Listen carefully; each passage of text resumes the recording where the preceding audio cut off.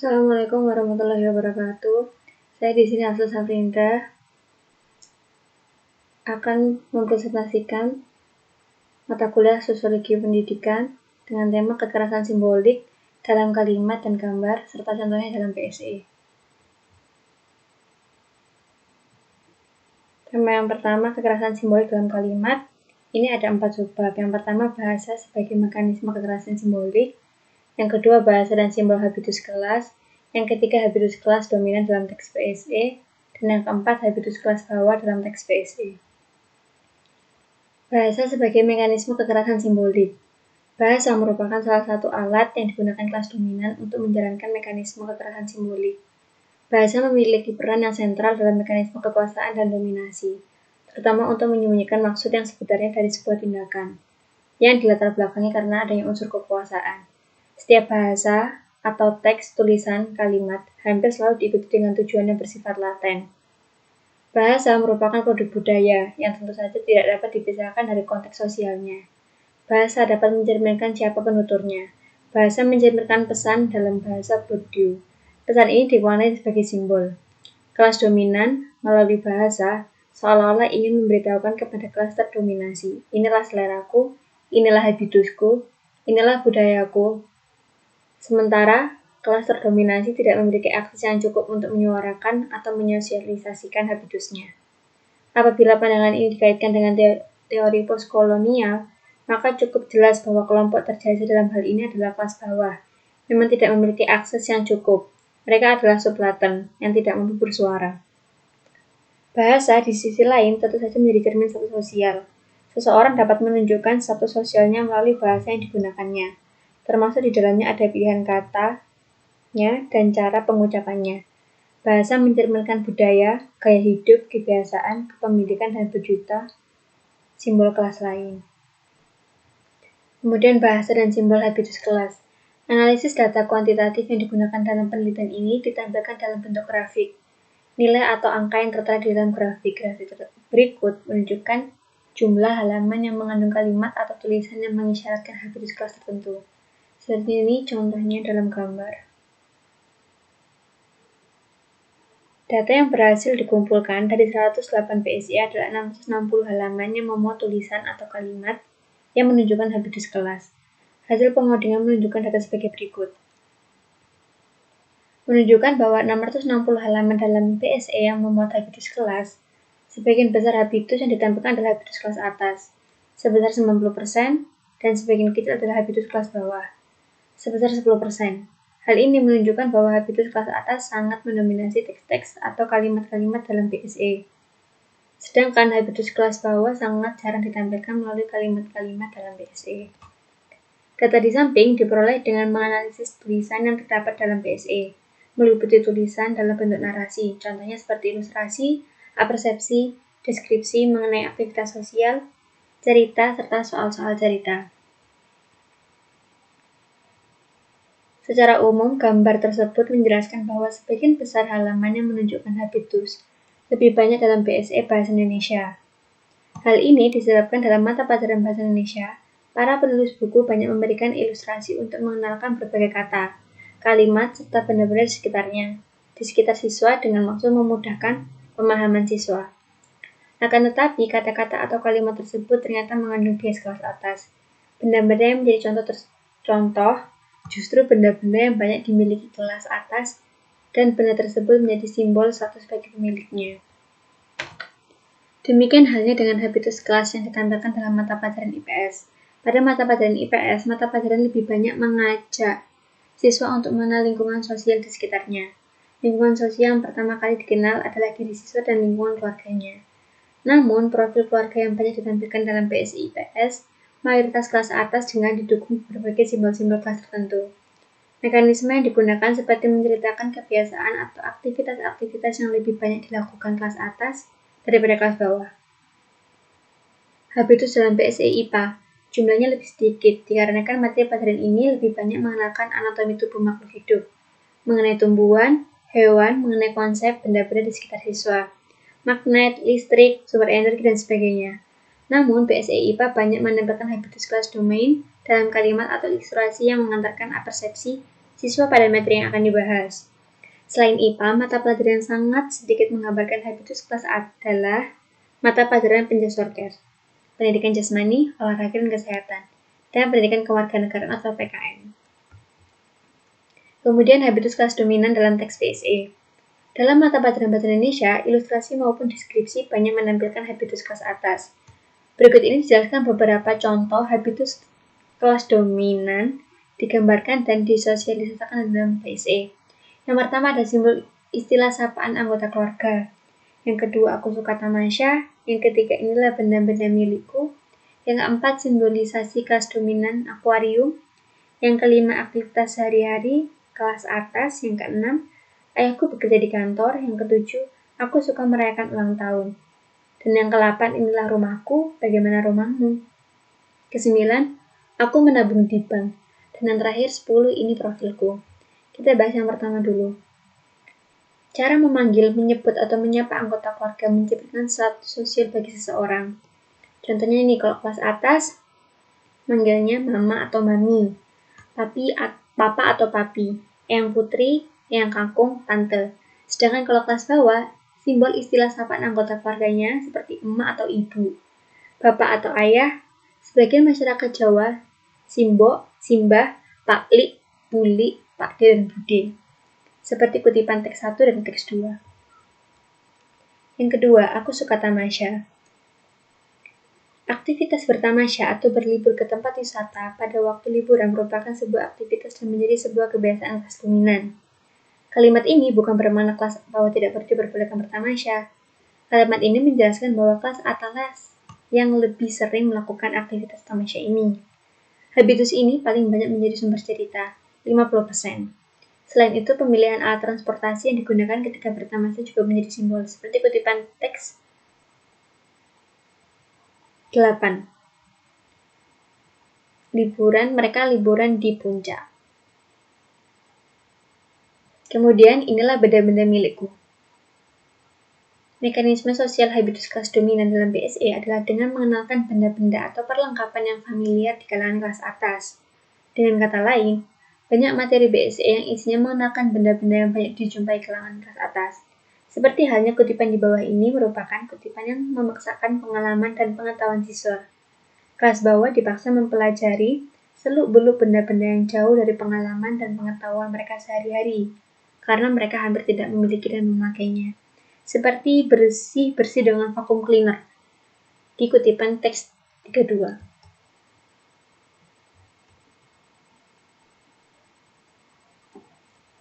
Yang keempat, simbolisasi kelas dominan, akuarium. Akuarium merupakan simbol kelas atas, karena banyak dimiliki oleh kelas atas. Bagi kelas bawah, akuarium merupakan sebuah barang mewah. Pertanyaan dan ilustrasi yang terkandung dalam salah satu contoh di atas sangat berpihak pada kelas atas, yang memiliki peluang lebih besar memiliki akuarium. Sedangkan kelas bawah hanya mampu membayangkan bentuk dan indahnya akuarium. Kemudian yang kelima, aktivitas sehari-hari kelas atas. Beberapa contoh aktivitas sehari-hari kelas atas seperti di bawah ini, seperti kutipan teks 50 dan kutipan teks 49. Kemudian yang keenam, ayahku bekerja di kantor. Kutipan teks 66, ayah bekerja pada sebuah perusahaan penerbitkan buku. Di perusahaan itu, ayah saya bekerja sebagai editor. Salah satu contoh pekerjaan kelas atas ialah seperti gambar di atas. Status petani sebagai kelompok masyarakat kelas bawah sering dikategorikan dalam struktur kelas bawah. Pembagian kelas ini memang cenderung mengesampingkan besaran pendapat yang diterima. Seorang petani dalam kehidupan sehari-hari ada kalanya memiliki pendapat yang lebih tinggi daripada seorang guru SD yang berstatus guru honorer atau dibayar per hari. Akan tetapi, status bagi seorang guru honorer atau PNS memang lebih memiliki prestis di mata masyarakat. Artinya, pekerjaan sebagai seorang petani, meskipun pendapatannya lebih besar, namun petani tetap dikategorikan pada kelompok masyarakat kelas bawah dan sebaliknya. Kemudian masuk yang 7, aku suka merayakan ulang tahun. Seperti kutipan teks 82 mencoba mengenalkan kebiasaan kelas atas. Siswa diminta menyebutkan pakaian yang cocok ketika mereka akan pergi ke pesta. Bagaimana dengan siswa dari kelas bawah yang mungkin tidak pernah berpesta atau merayakan ulang tahun dengan acara yang cukup spesial? Kalimat ini jelas merupakan kalimat yang sangat bias kelas atas dan merugikan kelas bawah. Tradisi ini hampir tidak ditemukan dalam keluarga kelas bawah yang hidup serba kesusahan. Kemudian, inilah rumahku, bagaimana rumahmu? Pada kutipan teks 86 dan 88 itu merupakan salah satu contohnya. Bacaan tersebut menggambarkan kondisi rumah kelas atas dengan menyebutkan simbol-simbol perlengkapan di rumah. Cerita ini sangat bias dengan kondisi keluarga kelas atas, sebuah deskripsi yang jauh dari kehidupan kelas bawah. Siswa kelas bawah hanya mampu membayangkan bentuk rumah yang besar, luas, dan penuh benda-benda mahal. Mereka hanya mampu termenung heran setelah membaca teks tersebut. Kemudian lanjut, yang ke-9, aku menabung di bank. Yang mampu memanfaatkan bank sebagai tempat untuk menyimpan uang ialah kelas atas. Masyarakat kelas bawah sedikit sekali memanfaatkan sebagai tempat menabung. Menabung di bank diisyaratkan memiliki saldo yang cukup. Bila tidak, maka sisa saldo akan selalu dipotong setiap bulan untuk membayar biaya administrasi. Bila kondisinya seperti ini, masyarakat kelas bawah akan susah memanfaatkan jasa perbankan. Teks di bawah ini akan sangat mudah dipahami siswa yang pernah menabung di bank. Siswa kelas bawah akan sulit memahami tersebut, karena pada teks 89 ada tata cara kita ke bank. Kapan bank itu dibuka, bagaimana tata caranya juga untuk menabung di bank. Kemudian yang ke-10, ini profilku. Mengapa profil atau sosok bintang terkenal Olivia Zalianty? Menggambarkan profil atau sosok bintang terkenal Olivia Zalianty. Permasalahan yang perlu dikaji, mengapa perlu menceritakan berita artis dalam materi pelajaran? Mengapa PSE tidak menceritakan kehidupan orang-orang kelas bawah yang jauh dari kesenangan? Atau cerita mengenai kehidupan seseorang yang sifatnya lebih netral, tidak mengandung bias kelas. Kemudian lanjut, habitus kelas bawah dalam teks PSE. Bagian berikut menjelaskan beberapa kalimat dalam PSE yang mencerminkan habitus kelas bawah. Sebagaimana telah dijelaskan, jumlah dalam PSE yang memuat habitus kelas bawah jumlahnya sangat sedikit. Data ini mengindikasikan bahwa PSE lebih dominan memuat atau memunculkan habitus kelas atas.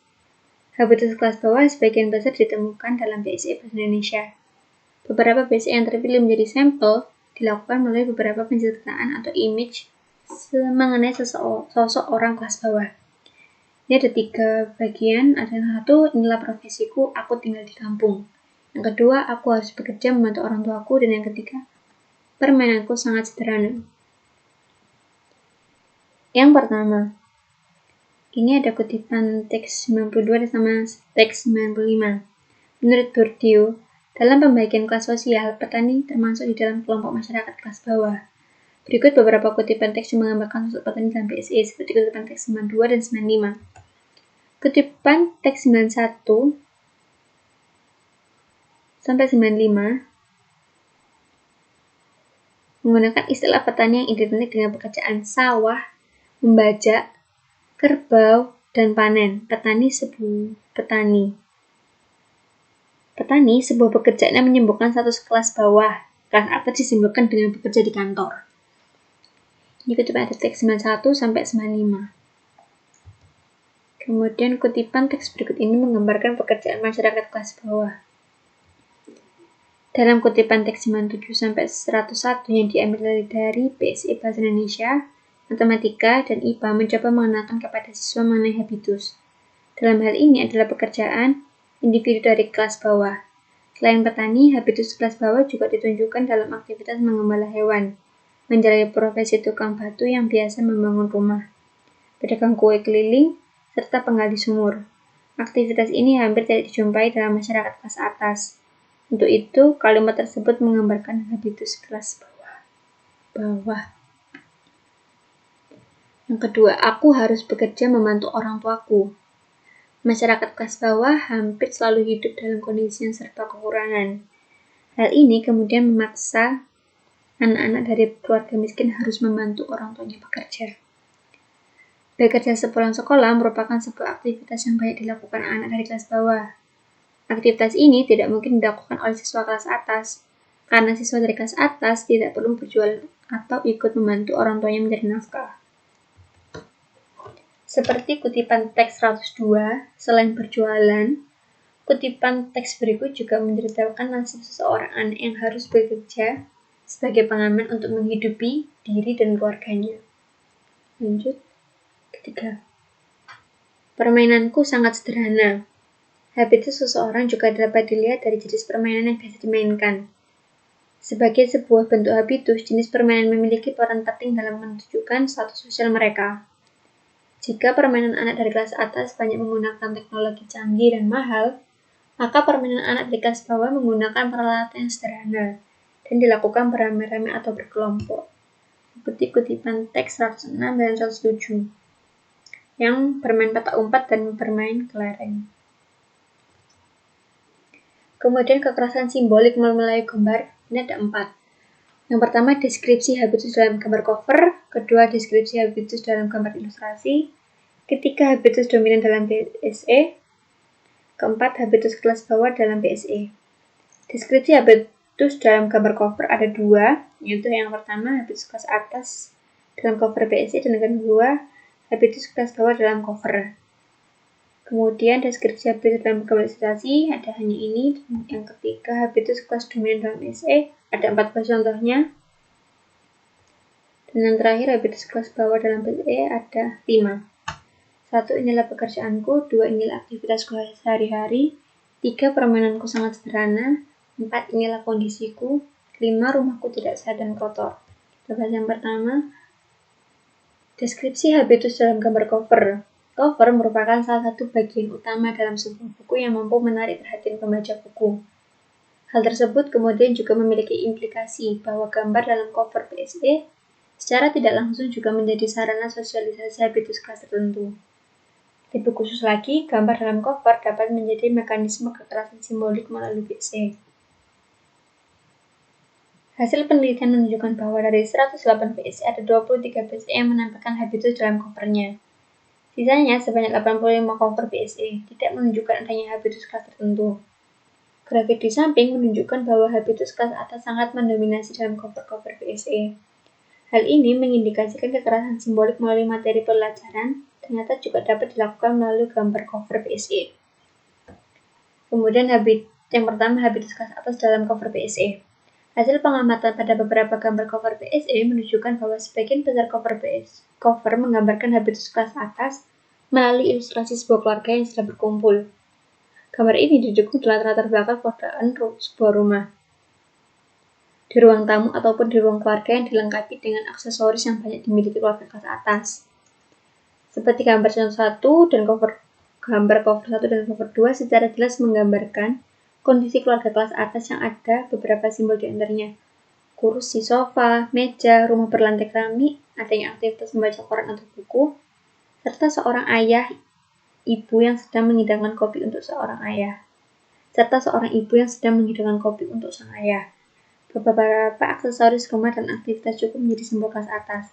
Kemudian gambar cover 3 menggambarkan aktivitas anggota keluarga yang sedang melihat-lihat album foto bersama di atas kursi sofa.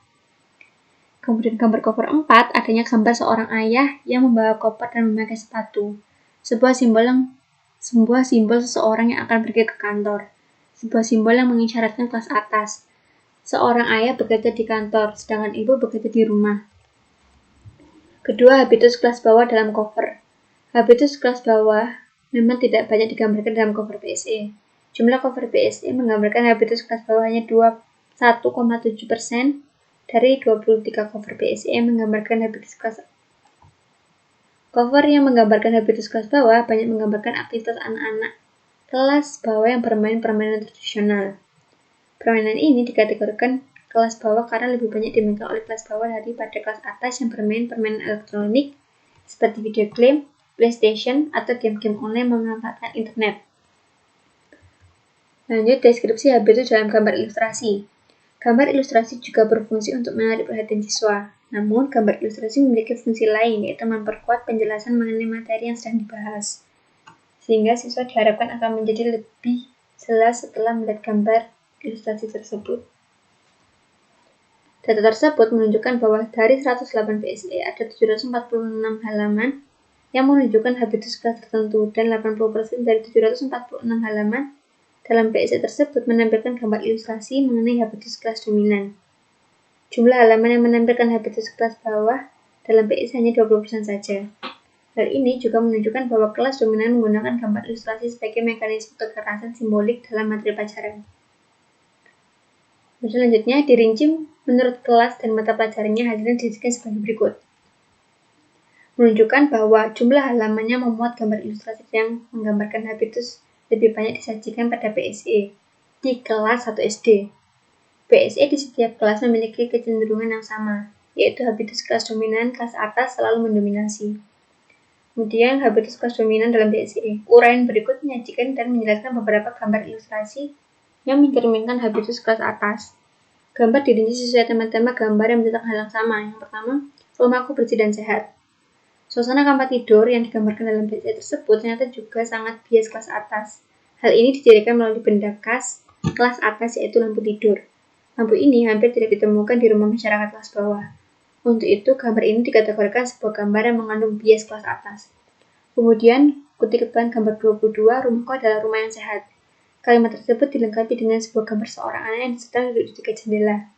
Kalimat dan gambar tersebut seolah ini menyampaikan pesan bahwa rumah yang sehat adalah rumah yang biasa dimiliki kelas atas.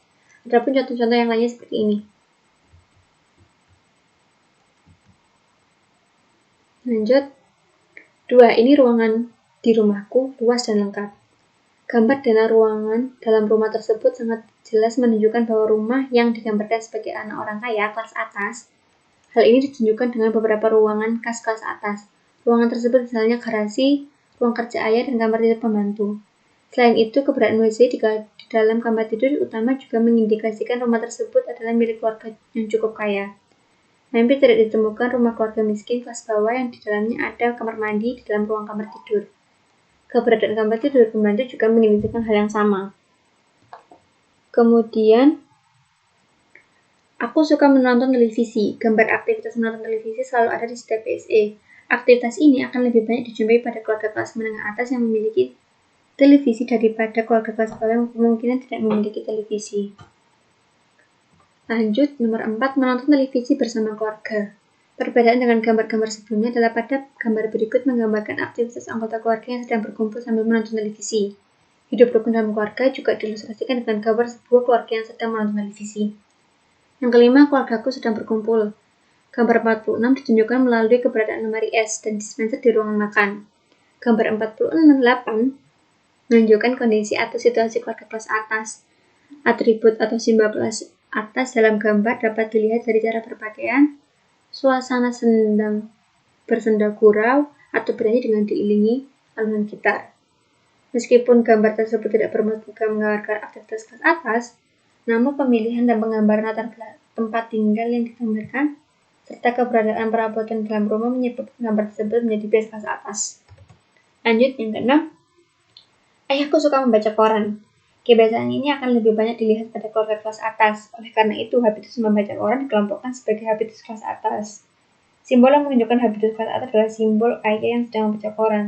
Meskipun orang miskin juga belum membaca koran, namun kebiasaan ini akan lebih banyak dijumpai pada kelas atas. Kemudian yang ketujuh, ayahku sedang mencuci mobil. Kegiatan membantu ayah mencuci mobil hanyalah salah satu contoh saja.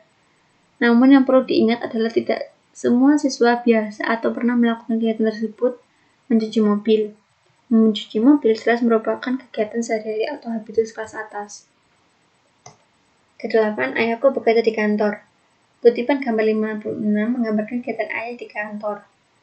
Ayah digambarkan sibuk bekerja mengenakan kemeja, lengan panjang, dan memakai dasi, yang merupakan beberapa atribut kelas atas. Dasi dan kemeja memang dapat dikatakan sebagai habitus kelas atas, karena mereka lah yang terbiasa, dan dibiasakan mengenai pakaian tersebut. Kemudian ke-9, asyiknya pergi tamasya. Pada gambar di samping, siswa diminta menceritakan isi sebuah gambar. Soal latihan tersebut sangat menguntungkan siswa kelas atas. Siswa kelas bawah kemungkinan akan sulit menceritakan gambar tersebut karena gambar tersebut bukanlah habitus mereka. Mereka tentu akan sulit mendeskripsikan serta menceritakan indahnya suasana pegunungan, asyiknya berenang di kolam renang, atau senangnya bertamasya ke kebun binatang. Mereka juga akan sulit menceritakan serunya bermain PS. 10. Ini benda-benda di rumahku. Kutipan gambar 63 memaksa siswa kelas bawah menceritakan mengenai sebuah hal yang jauh dari dunianya. Mereka dipaksa untuk berandai-andai, berimajinasi, lalu menceritakan habis orang lain. Kutipan gambar 64 yang menjadi masalah bila substansinya hanya menjelaskan panjang meja. Mengapa harus ada tambahan gambar monitor? Yang ke-11, inilah mainanku sehari-hari. PS atau PlayStation saat ini bukan barang yang mewah lagi. Akan tetapi ketika PlayStation berada di rumah, sudah tentu alat permainan ini hanya akan ada di rumah atau hanya dapat dimiliki siswa kelas atas.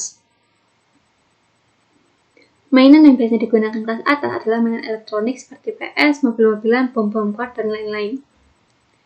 Kemudian yang ke-12, adegan mencuci tangan yang seharusnya menjadi habitus yang netral, tidak bias kelas menjadi habitus kelas atas ketika adegan ini digambarkan dengan atribut kelas atas, yaitu keberadaan wastafel di dalam rumah.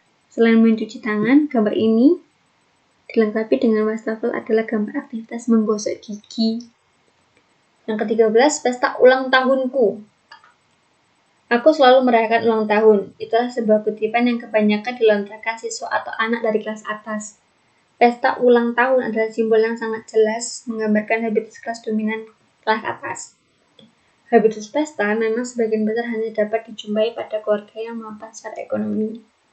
Kemudian yang terakhir, 14. Aku sedang bermain musik.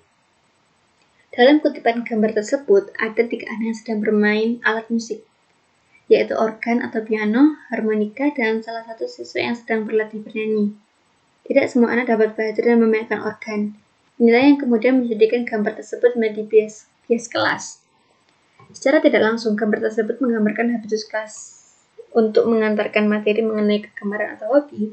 Sebenarnya dapat dipilih tema gambar yang lebih netral, sebuah hobi yang dapat dinikmati semua anak tanpa memperhatikan status sosial mereka.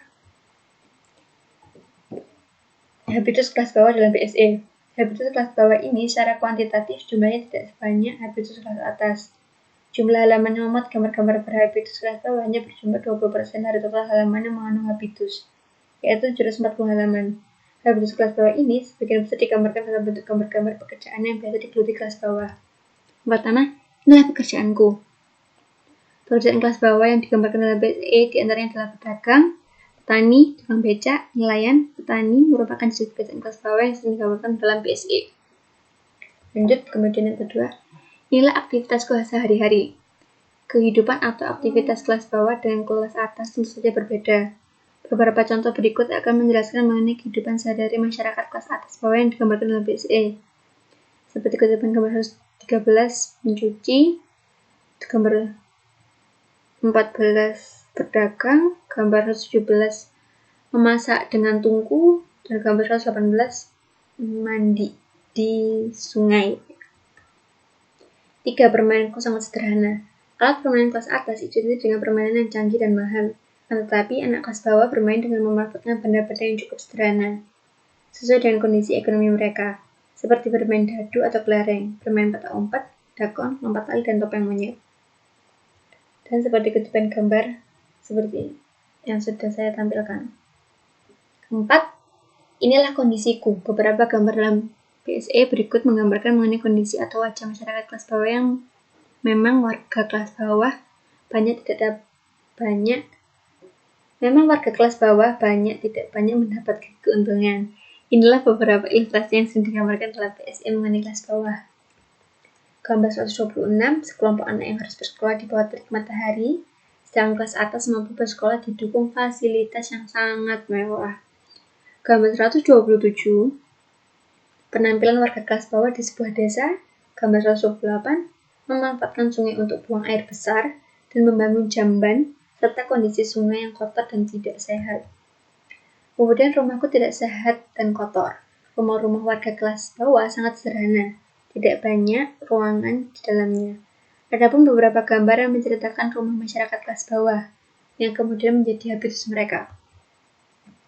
Gambar 130, masalah sosial munculnya rumah-rumah kumuh di pinggir sungai.